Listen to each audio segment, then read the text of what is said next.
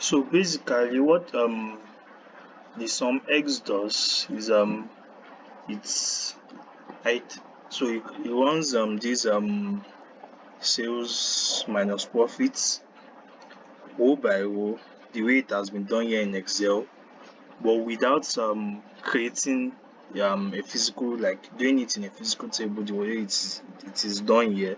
So if you use an iterative function, you will not be able to see this sales minus profit in your table in Power BI, but it's kind of like in memory, more like a temporary table. It's, let me just use the word temporary table. So it's more like it's in memory somewhere. It's stored in memory. It's not a physical table that you could just, it's not a physical column you could see. So it does this sales minus profits, then do a total sum of the whole column that it has created in memory.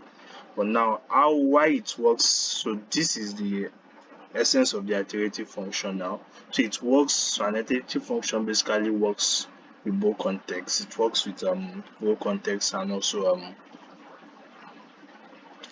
filter context. So the word is basically context transition, but that's not I won't be talking much about that today.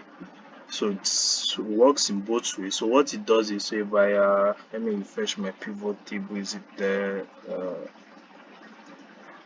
So I have to create a new one, pivot table, new sheets.